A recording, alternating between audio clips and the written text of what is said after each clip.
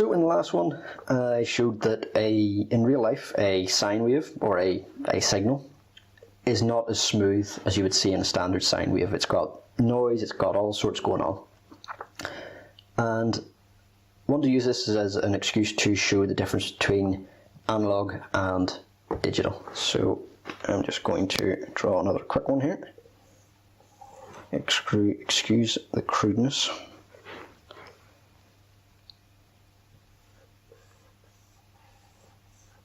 So that is a digital signal. For anyone who is unaware, a digital signal is essentially a 1 or a 0. It either is or it isn't. Nope, that's a 2. That's not right. That's a 0. I need new pens. 0, 1, 0, 1. Whereas analog it can vary. So voice, me talking now, is analog. My voice pitch changes and varies. It's not just I am talking and I am not. There's a variation to it. Analog would be more, or sorry, digital would be more like a light switch. It's either on or it isn't. Now, some people are wondering or wonder why or how you get an analog signal into a digital signal, and how that works for like the digital radios in your car. And it's very simple. There is a thing called a sample rate, and all it does is it takes, we'll call this a millisecond of a sine wave, and it will take samples essentially. It will go, that we'll call here 0, and it will go, okay, for my first sample up, there's the signal, so we'll call that 4. And so it'll assign a value to that height, and that value is standardized. It's not making that up, it's just going, okay, if I go up this high, it's this value. And then it'll go across and go, right, okay, next one. Okay, that's a bit higher, that's going to be an 8. That one, that's a bit higher again, that's going to be a 12. And so on. And it will go and create these samples the whole way along.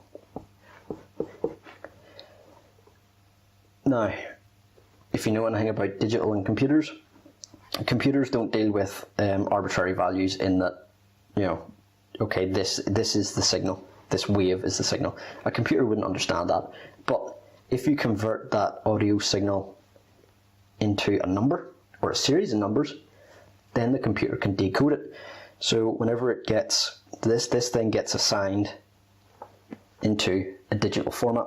So you have 1, 0, 1, 0, 1, 0, and using binary, which I'm not going to cover in this, it then makes up the 4s, the 8s, the 12s, the whatever, the whole way along, and then it can recreate that signal in the receiver.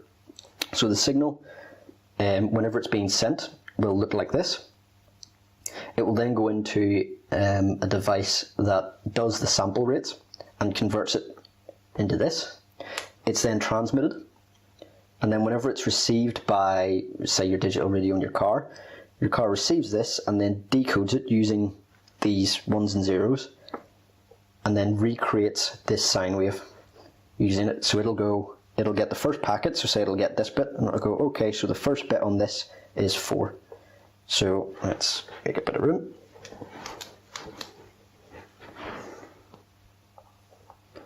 So it'll get the first bit, and it will go, okay, so the first bit is 4. So it's up there. Or well, we'll just do dots. We'll go, okay, so the first one there. Second one was 8. Okay, that would be up there. Next one was 12. Okay, that would be up there. That one would be up there. And so on. And it will do that. And that will allow it to essentially connect the dots and recreate the signal.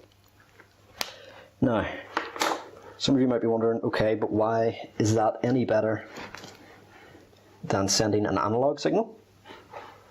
Because there'd still be noise, and you're entirely right, there would be.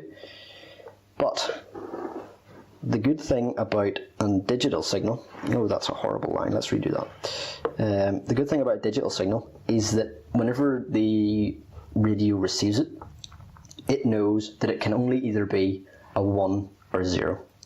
That's all it needs to work out. So whenever you have a noisy signal, well, let's change pens. Whenever you have a noisy signal, it might look something like that. And this is quite a noisy signal, but you see the gist. With that, it's very easy still to distinguish, oh, okay, that's a 1, that's a 0, that's a 1, that's a 0, that's a 1. So it can survive a lot more noise, and the noise that's in this doesn't get translated to the output, the signal you're getting out, which is why a digital radio will not actually have any hiss. If the signal's bad and you're not receiving, what you'll hear is essentially, not too sure of the terminology, I'll call it a dropped packet. I work in IT, so a computer term suits me fine. Essentially, it hasn't been able to work out what this is, so you don't hear it. And that's why you might hear like a bit of a skip, but you won't hear hiss on a digital radio.